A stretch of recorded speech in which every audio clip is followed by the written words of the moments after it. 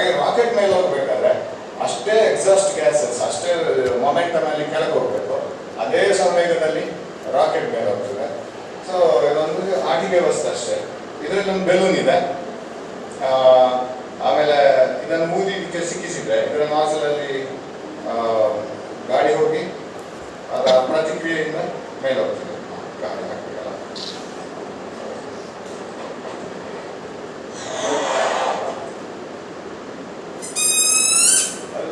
Full ಗಾಳಿ ಹಾಕಿ ತುಂಬ ಮೇಲೆ ಹೋಗ್ತದೆ. So action and reaction principle. ಯಾಕಂದ್ರೆ ಅವರಿಗೆ ನಿಜವಾದ ರಾಕೆಟ್ ಟಿವಿ ಎಲ್ಲ ನೋಡ್ಬೇಕು. ಸೊ ಈಗ ಒಂದು ಉಂಟು, ನೀವು ಬೇಕಾದ್ರೆ ಮಾಡಿ ನೋಡ್ಬೋದು. ನೀವು ಗ್ರೂಪ್ ವೈಸ್ ಇದ್ದೀರಾ ಅಲ್ಲ ಅಂತ ಗೊತ್ತಿಲ್ಲ. ಅದು ನಾನಂದ್ರೆ ಗ್ರೂಪ್ ವೈಸ್ ಇದ್ರೆ ಮತ್ತೆ ಮಾಡಿ ನೋಡ್ಬೋದು. ಎಲ್ಲರೂ ಓದೋಣಂತ ನಾಚಿಕೆ ಆಗೋದಾದ್ರೆ.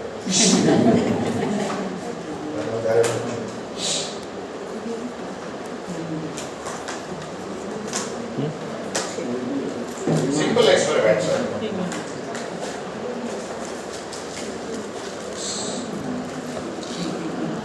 ಇದೆಲ್ಲ ನಮಗೆ ಸಿಲೆಬಸ್ ಅಲ್ಲಿ ಬರ್ತದೆ. ಒಂದು ಕೆಲಸ ಮಾಡೋಣ, ಅದನ್ನ ಯಾರು ಫಸ್ಟ್ ಮಾಡ್ತಾರೆ ಅವರಿಗೆ ಒಂದು ಪ್ರೈಸ್ ಉಂಟು. ಬೇಗ ಶುರು ಮಾಡಿ. ಗುಂಪಿನಲ್ಲಿ ನಾನಂದ್ರೆ ಗ್ರೂಪ್ ವೈಸ್ ಕೂತ್ಕೊಳ್ತೀರಾ ಅಂತ ಹೇಳಿ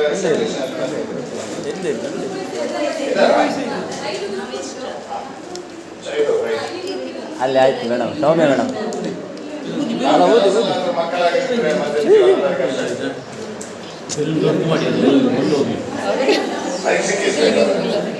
Lucy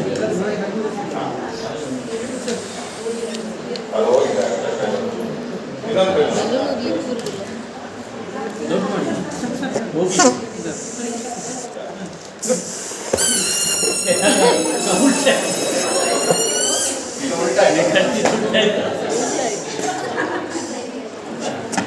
sir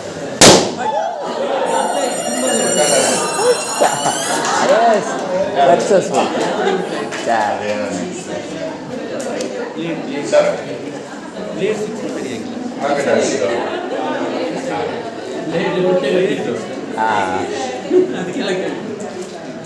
so action and reaction ಗೆ ಎಷ್ಟು ಎಕ್ಸಾಂಪಲ್ ಕೊಡ್ಬೋದು?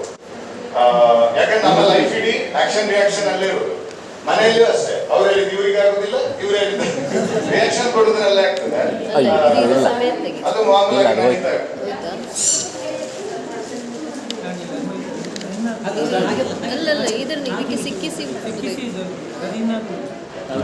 ಇನ್ನೊಂದು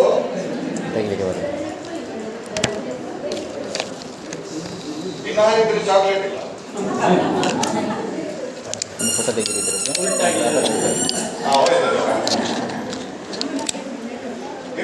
ನನಗೆ ಬೇಡ, ನನಗೆ ವಾಪಸ್ ಸಿಗ್ತಂತ ಆಸೆಯಲ್ಲಿ ಕೊಡ್ಲಿಲ್ಲ.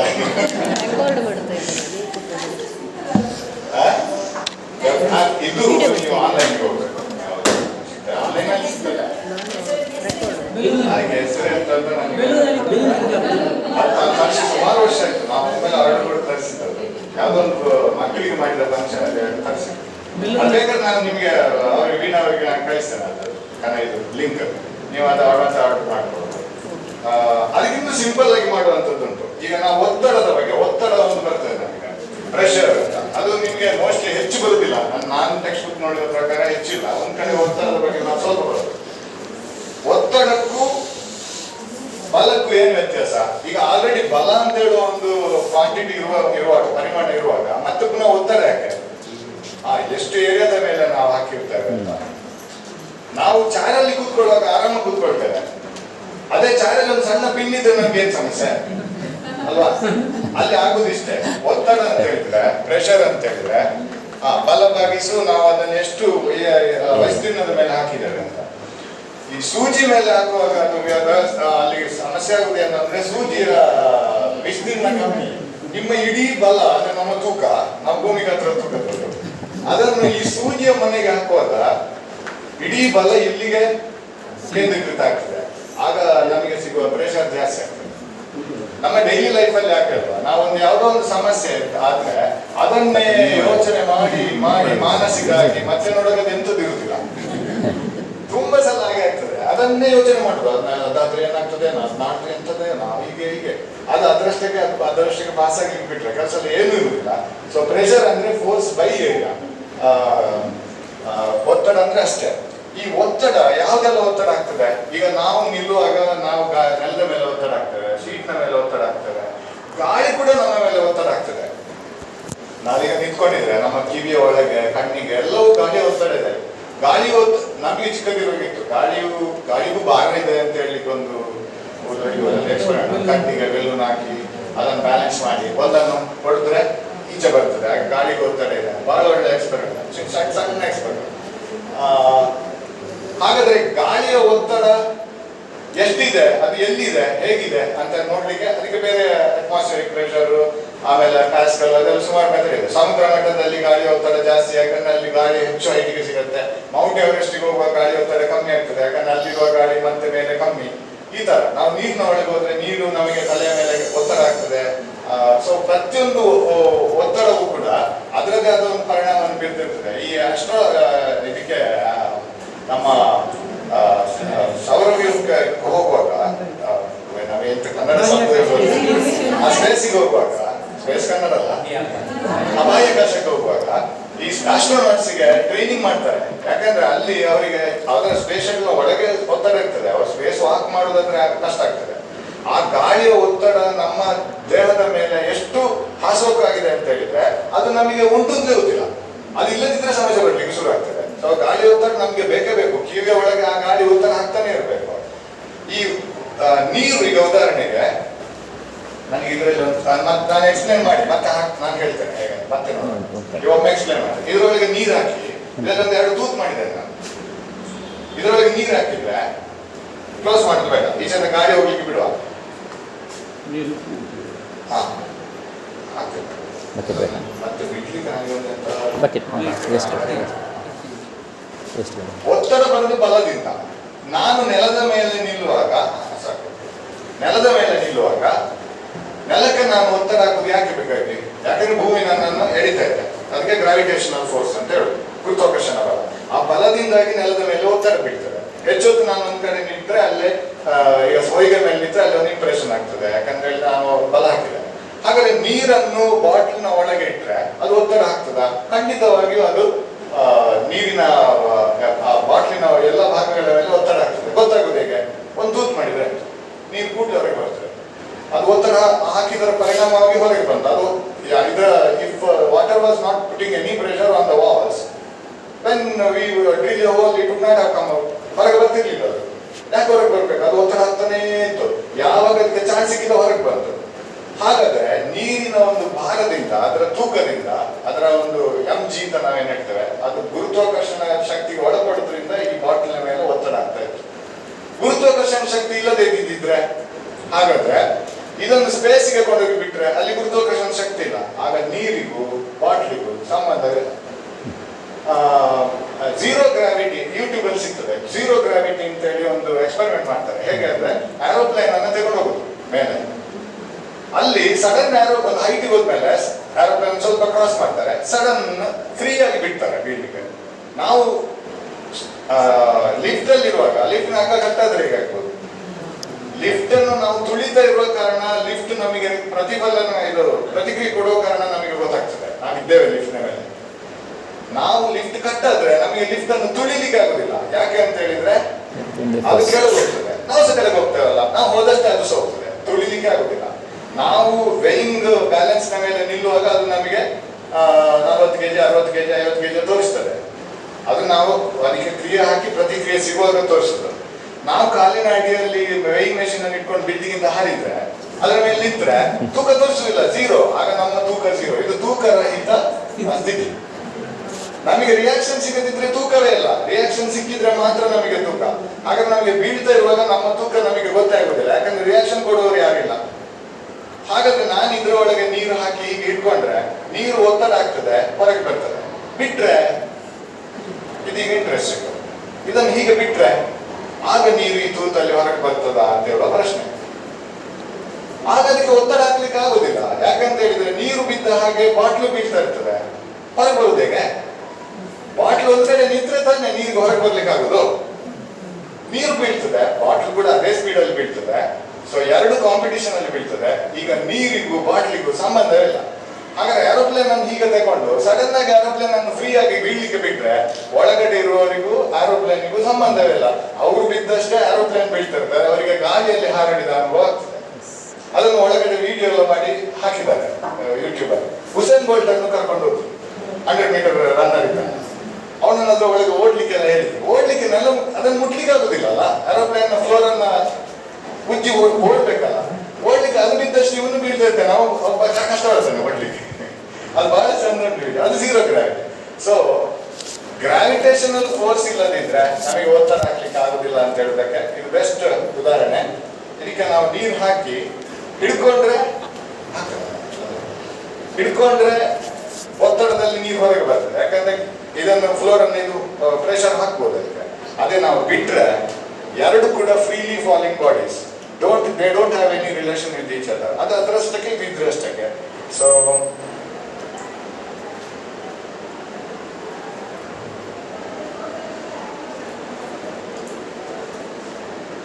ಹಾಕಿದಷ್ಟು ಹೋಗ್ತಾ ಉಂಟು.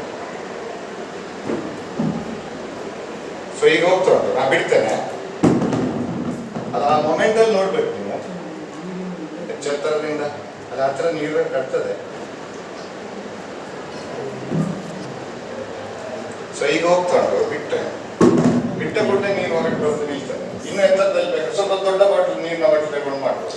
So during free fall, free ಆಗಿ ಬೀಳುವಾಗ ಯಾವುದೇ ತೂಕ ಇರುವುದಿಲ್ಲ, ಯಾವುದೇ ವಸ್ತುವಿಗೆ ತೂಕ ಇರುವುದಿಲ್ಲ ಆಗ ಅಂತ ಹೇಳೋದು. ತೂಕ ಅಂದ್ರೆ ನಾವು ಅದನ್ನು ಫೋರ್ಸ್ ಅಂತ ಹೇಳ್ತೇವೆ, ವೆಯ್ಟ್ ಅಂತ. ವೆಯ್ಟ್ ಬರಬೇಕಾದ್ರೆ ಗ್ರಾವಿಟೇಷನಲ್ ರಿಯಾಕ್ಷನ್ ಬರಲೇಬೇಕು. ಸೊ ಸಿಂಪಲ್ ಎಕ್ಸ್ಪೆರಿಮೆಂಟ್ ಅದು. ಗಾಳಿಗೆ ಒಂದು ಒತ್ತಡ ಇದೆ, ಇದು ಬರ್ನೌಲ್ಲಿಸ್ ತತ್ವ ಉಂಟಾ? ಇಲ್ಲ, ಅದೊಂದು ಇರ್ತಿದ್ರೆ ಬ್ಯೂಟಿಫುಲ್. ನಾನು ಅದನ್ನು ತಂದೆ, ಯಾಕಂದ್ರೆ ನಮಗೆ ಗೊತ್ತಿರಲಿಲ್ಲ. ಬರ್ನೌಲ್ಲಿಸ್ ತತ್ವದಲ್ಲಿ ಬಹಳ ಬ್ಯೂಟಿಫುಲ್ ಎಕ್ಸ್ಪೆರಿಮೆಂಟ್ಸ್ ಮಾಡಿ ತೋರಿಸ್ಲಿಕ್ಕೆ ಆಗ್ತದೆ. ಬರ್ನೌಲ್ಲಿಸ್ ತತ್ವ ಇಷ್ಟೇ ಹೇಳೋದು, ಗಾಳಿ ಒತ್ತಡ ಆಗ್ತದೆ, ಆದ್ರೆ ಗಾಳಿಗೆ ಮೂರು ರೀತಿಯ ಅದಕ್ಕೆ ಶಕ್ತಿಗಳಿವೆ. It has 3 types of energies: potential energy, kinetic energy, ಮತ್ತೊಂದು ಎಕ್ಸ್ಟ್ರಾ ಪ್ರೆಷರ್ ಎನರ್ಜಿ. ನೀರಿಗೂ ಪ್ರೆಷರ್ ಎನರ್ಜಿ ಇದೆ, ಅದು ಬೇರೆ ವಸ್ತುಗಳಿಗಿಲ್ಲ, ಸಾಲಿಡ್ ವಸ್ತುಗಳಿಗಿಲ್ಲ. ನೀರು ಅಥವಾ ಗಾಳಿಗೆ ಈ ಪ್ರೆಷರ್ ಎನರ್ಜಿ ಇರುವ ಕಾರಣ ನೀವು ಪ್ರೆಷರ್ ಎನರ್ಜಿಯನ್ನು ಜಾಸ್ತಿ ಮಾಡ್ಲಿಕ್ಕೆ ಹೋದ್ರೆ ಚಲನ ಶಕ್ತಿ ಕಮ್ಮಿ ಆಗ್ತದೆ. ಯಾವಾಗಲೂ ಶಕ್ತಿಯ ಇದಾಗಬೇಕಲ್ಲ, ಸಂರಕ್ಷಣೆ ಆಗ್ಬೇಕಲ್ಲ, ಕನ್ಸರ್ವೇಷನ್ ಆಫ್ ಎನರ್ಜಿ ಆಗಿರ್ಲೇಬೇಕು, ಟೋಟಲ್ ಎನರ್ಜಿ ಸೇಮ್ ಇರ್ಲೇಬೇಕಲ್ಲ. ಹಾಗಾದ್ರೆ ಒಂದು ಗಾಡಿ, ಈಗ ನಾನು 2 ಬಾಲ್ಗಳನ್ನು ನೇತಾಡಿಸಿದ್ರೆ, ಅದು famous experiment. 2 table tennis ball ಅನ್ನು ಹೀಗೆ ತಗೊಂಡು ಅದಕ್ಕೆ ಒಂದು ಹಗ್ಗ ಹಾಕಿ ನೇತಾಡಿಸಿದ್ರೆ ಮಧ್ಯದಲ್ಲಿ ಗಾಳಿ ಇರ್ತದೆ. ಗಾಳಿಗೆ ಬಹಳ ಕಡಿಮೆ ಚಲನ ಇರ್ತದೆ, ನಾವು ಊದಿದ್ರೆ ಮಾತ್ರ ಫಾಸ್ಟ್ ಹೋಗುದು. ಸೊ ಅದಕ್ಕೆ ಚಲನ ಶಕ್ತಿ ಪ್ಲಸ್ ಈ ಒತ್ತಡದ ಶಕ್ತಿ ಇರ್ತದೆ, ಪ್ರೆಷರ್ ಎನರ್ಜಿ. ಅದರ ಒಂದು ಒಟ್ಟು ಸಮ್ ಇರ್ತದೆ. ನಾವು ಮಧ್ಯದಲ್ಲಿ ಒಂದು ಪೆನ್ ಹೀಗೆ ತಗೊಂಡು ಆ 2 ಬಾಲ್ ನಡುವೆ ಹೂ ಅಂತ ಗಾಳಿ ಊದಿದ್ರೆ ಚಲನ ಶಕ್ತಿ ಜಾಸ್ತಿ ಇತ್ತು. ಚಲನ ಶಕ್ತಿ ಜಾಸ್ತಿ ಆದ ಕೂಡಲೇ ಮಧ್ಯದ ಒತ್ತಡದ ಶಕ್ತಿ ಕಮ್ಮಿ ಆಗ್ಬೇಕು. ಕಮ್ಮಿ ಆದ ಕೂಡಲೇ ಹತ್ರ ಬರ್ಬೇಕಲ್ಲ, ದೂರಲ್ಲ, ಅಂಟಿಕೊಂಡಿರು. ಪುಸ್ತಕದ 2 ಪುಟಗಳು ಬೇರೆ ಬೇರೆ ಆಗ್ಲಿ, ನೋಟ್ ಬೇರೆ ಬೇರೆ ಆಗ್ಲಿ ಅಂತ ನೀವು ಗಾಳಿ ಊದಿದಷ್ಟು ಅದು ಅಂಟಿಕೊಳ್ಳುವುದೇ ಜಾಸ್ತಿ. ನಮ್ಮ ವಿಷಯ ಗಾಳಿ ಹೋಗುವ ಈಗ ಆಗ್ತದೆ ಅಂತ, ಅದು ಅಂಟುದೇ ಜಾಸ್ತಿ. ಬ್ಲಡ್ ಕೆಲವರಿಗೆ ಈ ಹಾರ್ಟ್ ಅಟ್ಯಾಕ್ ಆದ್ರೆ ಕೆಲವರಿಗೆ ಅಲ್ಲಿ ಟೈಮೇ ಇಲ್ಲ. ಪುನೀತ್ ರಾಜ್ಕುಮಾರಿಗೆ 10-15 ನಿಮಿಷ ಟೈಮ್ ಸಿಗ್ಲಿಲ್ಲ ಅಲ್ಲಿ ಹೋಗಿ ಟೆಸ್ಟ್ ಮಾಡ್ಕೊಳ್ಳುವ ಅಂತ. ಈ ಸಡನ್ ಕೊಲಾಪ್ಸ್ ಆಗುತ್ತೆ ಈಗ ಅದು ಬ್ಲಡ್ ವೆಸಲ್. ಈಗ ನಾವು ಸ್ಟ್ರಾ ತುಂಬಾ ಸ್ಮೂತ್ ಸ್ಟ್ರಾ ತಗೊಳ್ಬೇಕು. ಸಿಕ್ಕಾಪಟ್ಟೆ ಫಾಸ್ಟ್ ನೀರು ಎಳಿಲಿಕ್ಕೆ ಟ್ರೈ ಮಾಡಿದ್ರೆ ಬಾಯಿಂದ ಅದು ಅಂಟಿಕೊಳ್ತದೆ.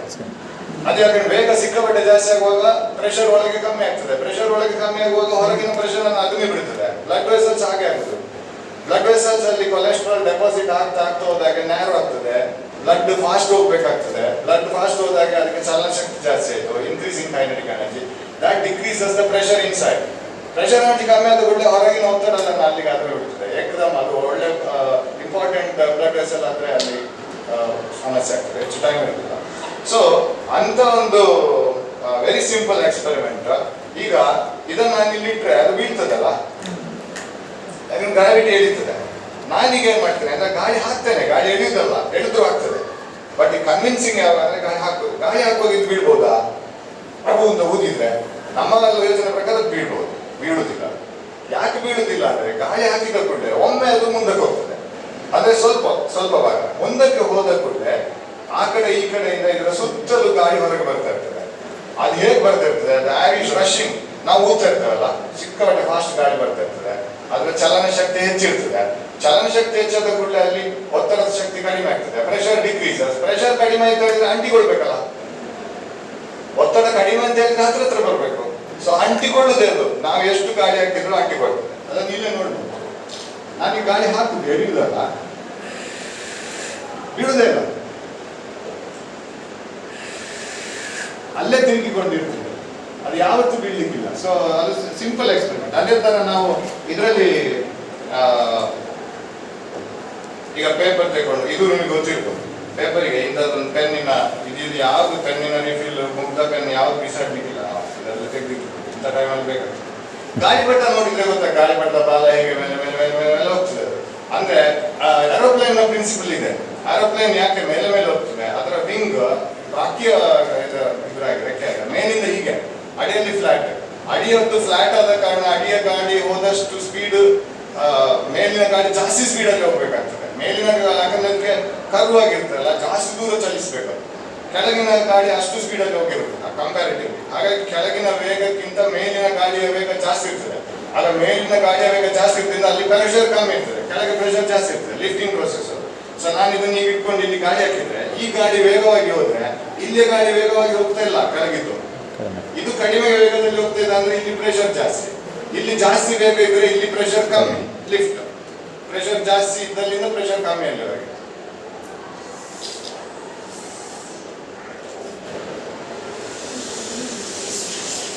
ಮೇಲೆ ಬರುದು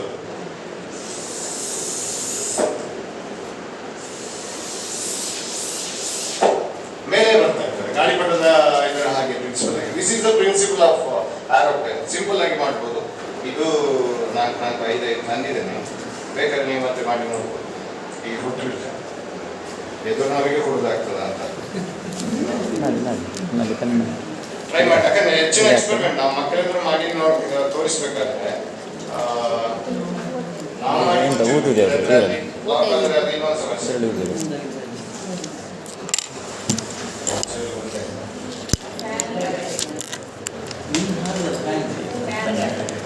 ಸೊ ಮೇಲಿಂದ ಗಾಳಿ ಹಾಕುವಾಗ ನಮ್ಮ ನಿರೀಕ್ಷೆ ಏನು ಅಂತ ಹೇಳಿದ್ರೆ ಅದು ಕೆಳಗೆ ಬರ್ಬೋದು ಅಂತ, ಕೆಳಗೆ ಬರ್ತಿಲ್ಲ, ಮೇಲೆ ಹೋಗ್ತದೆ. ಹಾಗೆ ಇದೊಂದು ಸಿಂಪಲ್ ಆಗಿದೆ. ಇದನ್ನು ನೀವು ತಿರುಗಿಸಿದ್ರೆ ಅದು ಮೇಲೆ ಹೋಗ್ತದೆ. ಅದನ್ನು ತಿರುಗಿಸ್ಬಿಟ್ರೆ ಆ ಗಾಳಿ ಹೋಗ್ತಾರೆ ಇಲ್ಲಿ ಜಾಸ್ತಿ. ಏರೋಪ್ಲೇನ್ ಸಿಂಪಲ್ ಏರೋಪ್ಲೇನ್ ಪ್ರಿನ್ಸಿಪಲ್, ಚಂದ ಮೇಲೆ ಹೋಗ್ತದೆ, ಸಿಂಪಲ್ ಆಗಿರ್ತದೆ.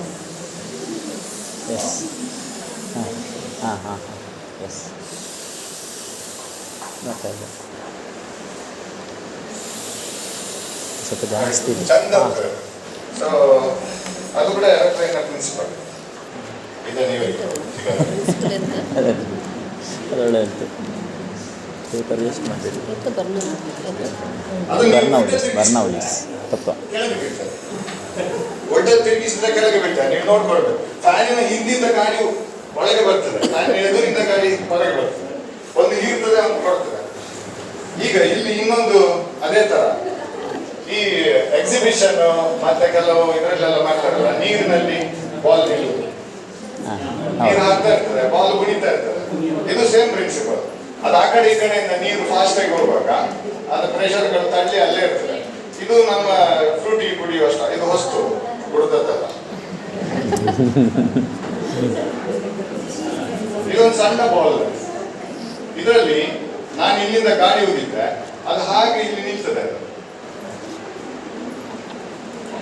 ಅದು ಕೂಡ ಬರ್ನೌಲಿಯ ತತ್ವದಿಂದ. ಬರ್ನೌಲಿಯ ತತ್ವ ಇನ್ನೊಂದು ರೀತಿ ಇರಬೇಕು. ಯಾಕೆ ಗಾಳಿ ಬರುವಾಗ ಈ ಶೀಟ್ ಎಲ್ಲ ಹಾರಿ ಹೋಗ್ಬೇಕು, ಹಂಚು ಹಾರಿ ಹೋಗ್ತದೆ. ಅದು ಹೊರಗಿನ ಗಾಳಿ ಫಾಸ್ಟ್ ಹೋಗ್ತದೆ, ಒಳಗಿನ ಗಾಳಿ ಹಾಗೆ ಇರ್ತದೆ. ಮನೆ ಒಳಗೆಲ್ಲ ನಾವು ಬಂದ್ ಮಾಡಿ ನಿಂತ್ಕೊಳ್ತೇವೆ, ಗಾಳಿ ಬರುವಾಗ ಒಳಗಿನ ಒತ್ತಡ ಹಾಗೆ ಇರ್ತದೆ. ಹೊರಗಿನ ಗಾಳಿ ವೇಗವಾಗಿ ಹೋಗುವಾಗ ಅಲ್ಲಿ ಚಲನ ಶಕ್ತಿ ಜಾಸ್ತಿ ಆಯ್ತು, ಪ್ರೆಷರ್ ಕಮ್ಮಿ ಆಯ್ತು. ಹೊರಗಿನ ಪ್ರೆಷರ್ ಕಮ್ಮಿ ಆಗುವಾಗ ಒಳಗಿನ ಪ್ರೆಷರ್ ಆಟೋಮೆಟಿಕ್ ಹೆಚ್ಚು ಲಿಫ್ಟ್ ಆಗ್ತದೆ, ಗಾಳಿ ಒಟ್ಟಿಗೆ ಹೋಗ್ತದೆ ಈ ಶೀಟ್ಗಳೆಲ್ಲ.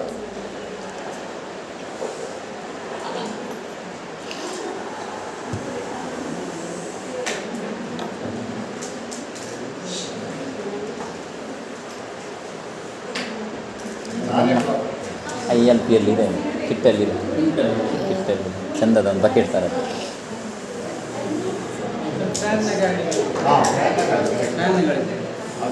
ಹಾಗೆಂತ ಹೇಳುವ ಮೇಲೆ ಎಸ್ ಚಂದ ಆಗಿ. ಈಗ ಇದನ್ನು ಇದು ಕಾಂಪಿಟೇಷನ್ ಈಗ 4-5 ಹಿಂದೆ ಬಿಡುತ್ತದೆ ಬಾಲ್ ಬರ್ತದೆ, ಸ್ಟ್ರಾ ಬೇರೆ ಬರ್ತದೆ.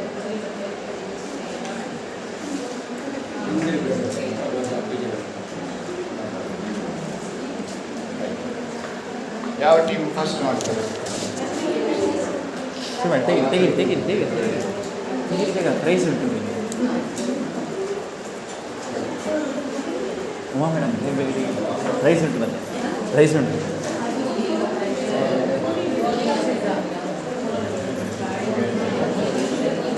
ಕೊಟ್ಟಿಲ್ಲ ಅಲ್ಲಿ 2 ಕಡೆ ಯಾವ ಟೀಮ್ ಬೇಗ ಆರಿಸ್ತಾರೆ? ಯಾರು ಬಾಗಿ ಕಾಣ್ತಾ ಇಲ್ಲ.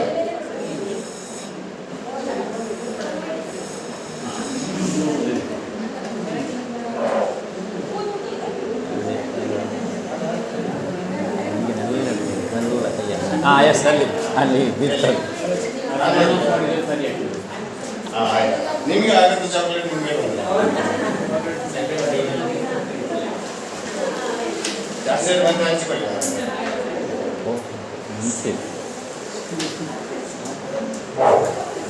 ಅದಕ್ಕೆಲ್ಲ ಹೆಚ್ಚು ಖರ್ಚಿಲ್ಲ. ಅದು ಬಾಲ್ಗಳು ಸಿಗ್ತದೆ ಫ್ಯಾಷನ್ ಶಾಪ್ ಅಲ್ಲಿ. ಕೆಲವು ಸಲ ಅವರು ಮಕ್ಕಳಿಗೆ ಅಂತ ಹೇಳಿದ್ರೆ ಫ್ರೀಗೆ ಕೊಡ್ತಾರೆ. ಒತ್ತಡ ಕಡಿಮೆ. ಬಟ್ ಅನ್ಫಾರ್ಚುನೇಟ್ಲಿ ನಮ್ಮಲ್ಲಿ ಇದಿಲ್ಲ, ಸರ್ಕಾರಿ ತತ್ವ ಇಲ್ಲ. ಅದು ಡೇ ಟು ಡೇ ಲೈಫಲ್ಲಿ ತುಂಬ ಕಡೆ ಉಪಯೋಗ ಆಗ್ತದೆ.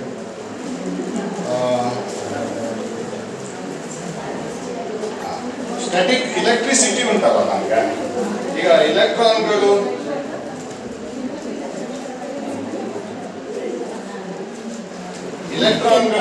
ವಸ್ತುವಿನಲ್ಲಿದೆ.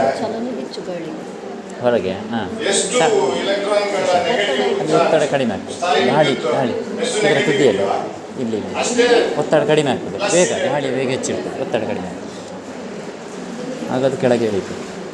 ಅದು ಊದುವಾಗಲೇ ಇಡ್ಬೇಕು ಮೇಡಮ್. ಆಗ ಅದು ಗಾಳಿಗೆ ಮೇಲೆ ಅಲ್ಲಿ ನಿಲ್ಲುವುದಿಲ್ಲ, ಅದಲ್ಲಿ ನಿಲ್ಲುವುದಿಲ್ಲ. ಊದುವಾಗಲೇ ಇಡ್ತಾನೆಲ್ಲ ಇಡ್ತಾ ಹೋಗ್ಬೇಕು. ಆಡ್ಲಿಕ್ಕೆ ಆಗುವಾಗ ಬಿಡ್ಬೇಕಲ್ಲ. ಹಾಗೆ ಮಾಡಿ. ಇದೀಗ ಕೂರ್ಮಾವತಾರದ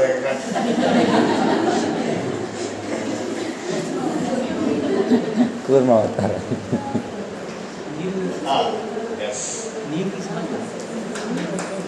ಈಗ ಪ್ರತಿಯೊಂದು ವಸ್ತುವಿನಲ್ಲಿ ಇಲೆಕ್ಟ್ರಾನ್ಸ್ ಇದೆ.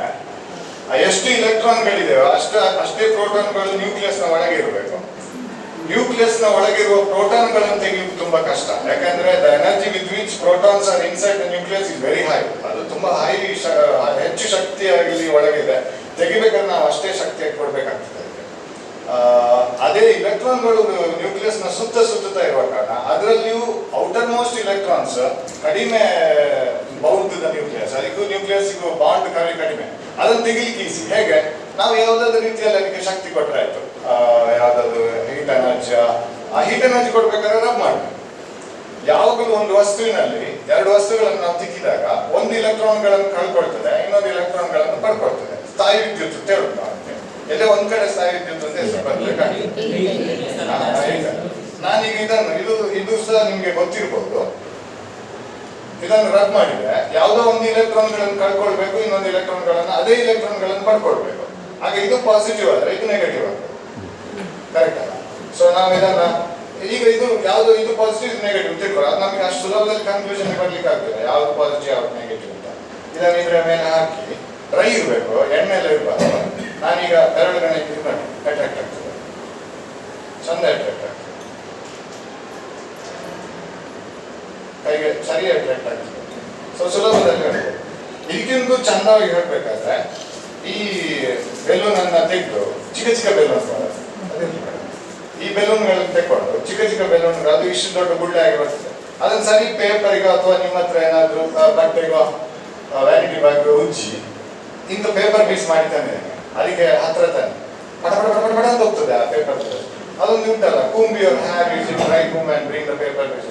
ಸೊ ಅದು ಯಾಕೆ ಅಂತ ಹೇಳಿದ್ರೆ ಇದು ಪ್ಲಾಸ್ಟಿಕ್ ರಬ್ಬರ್ ಎಲ್ಲ ಬೇಗ ಈ ಕೆಲಸ ಅಲ್ಲ. ಈ ಪ್ರೋಗ್ರಾಮ್ಗಳಲ್ಲೆಲ್ಲ ನಾವು ಹಾಲಲ್ಲಿ ಹೋಗಿ ಚಾರಲ್ಲಿ ಕೂತ್ಕೊಂಡು ನಮ್ಮ ಹೇರ್ ಎಲ್ಲ ಸ್ಟ್ರೈಟ್ ಆಗ್ತದೆ.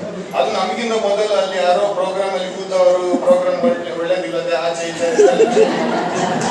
ಅಲ್ಲಿ ಎಲೆಕ್ಟ್ರಾನ್ಗಳು ಟ್ರಾನ್ಸ್ಫರ್ ಆಗಿರ್ತದೆ, ಅದು ಚಾರ್ಜ್ ಆಗಿರ್ತದೆ.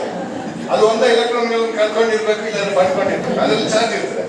ಈ ರೋಮಗಳು ತುಂಬಾ ಹಗುರ ಇರೋ ಕಾರಣ ಫಸ್ಟ್ ಅಟ್ರಾಕ್ಟ್, ಕೈ ಅಟ್ರಾಕ್ಟ್ ಆಗುವಷ್ಟು ಫೋರ್ಸ್ ಇರುವುದಿಲ್ಲ, ರೋಮಗಳು ಸ್ಟ್ರೈಟ್ ಆಗ್ತದೆ. ಸೊ ಇದು ಸಾಕು. ಈ ಬೆಲೂನ್ಗಳನ್ನು ತಿಕ್ಕಿ ಪೇಪರ್ಗೆ ಪ್ಲಾಸ್ಟಿಕ್ ತಿಕ್ಕಿರೋ ಬಾರಿ ಹೊಡೆದು ತಿಕ್ಕಿರಿ, ನೀವು ಬೆಕ್ಕಿನ ಮೇಲೆಲ್ಲ ಹಾಕಿದ್ರೆ ಬೆಕ್ಕಿನ ರೋಮಗಳನ್ನು ಅಟ್ರಾಕ್ಟ್ ಮಾಡ್ಬೇಕು, ಬೆಕ್ಕಿಗೆ ಬಾರಿ ಕಿರಿಕಿರಿ ಆಗ್ತದೆ, ಬಿಡುವುದಿಲ್ಲವಾ? ಬೆನ್ನಿಗೆಲ್ಲ ಅಂಟಿಕೊಂಡ್ರೆ ಅದಕ್ಕೆ ಕೈಗೆ ಸೋಗುದಿಲ್ಲ, ಬಾಯಿ ಸೋಗುದಿಲ್ಲ, ಅಲ್ಲಿಗೆ ಬಾಲ ಸೋಗುದಿಲ್ಲ. ಸೊ ಅದು ಆಟ ಆಡ್ತಾ ಇರ್ತದೆ. ಸೊ ಇದನ್ನು ಈಗಲೇ ಮಾಡಿ ನೋಡುವಲ್ಲ, ಹೋಗ್ತಾ ಇಲ್ಲ. ಇದನ್ನು ಈ ಬೆಲೂನ್ ಹಂಚಿಕೊಡಿ, ಇದು ಕಾಂಪಿಟೇಷನ್ ಅಲ್ಲ, ಚಾಕ್ಲೇಟ್ ಇಲ್ಲ, ಹಂಚಿಕೊಡಿ. ಪೇಪರ್ ಪೀಸಸ್ ಇಟ್ಟಿದೆ, ನೀವು ಅದನ್ನು ಗುಡ್ಡೆ ಮಾಡಿಕೊಂಡು ಬೇಕಾದ್ರೆ ಕಟ್ಟಿಕೊಡಿ.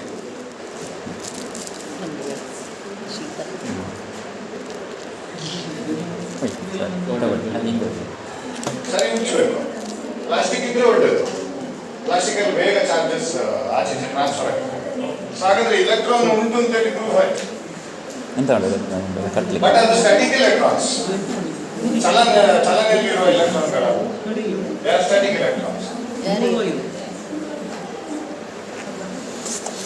ಹಾಗಾದ್ರೆ ಇದಿದ್ರು ಹಾಕ್ಬೋದು.